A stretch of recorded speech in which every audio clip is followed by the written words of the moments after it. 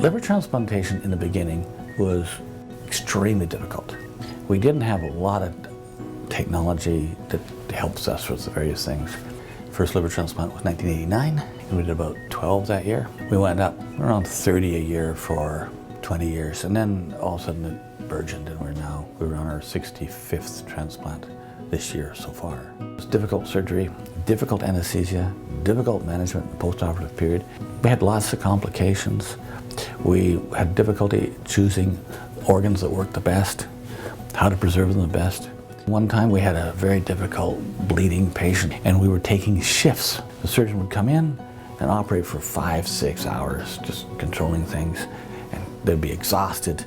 And then I'd come in and take over, and he'd get 3 hours sleep, and he'd come back, and I'd go and get 3 hours sleep and come back. And it was a difficult time.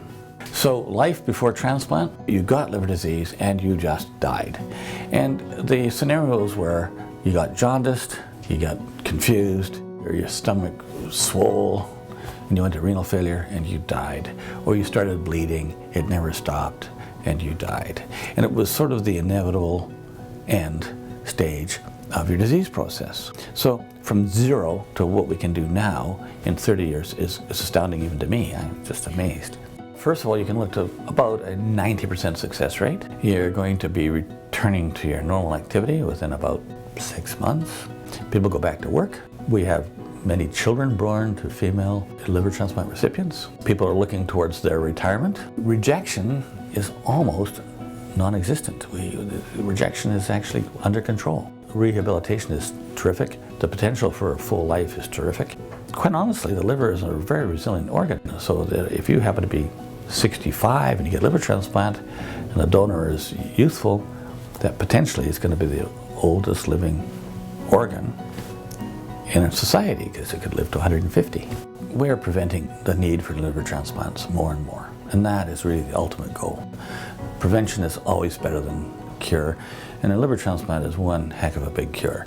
So therefore you want to get a little bit before that if you can. And so therefore prevention for a liver transplant is what you ultimately want to achieve.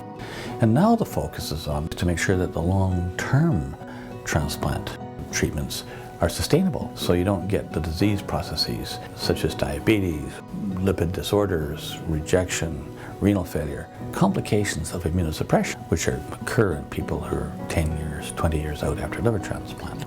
And so therefore, the awareness that liver disease isn't just drinking or taking drugs or those things should be more clearly understood by society.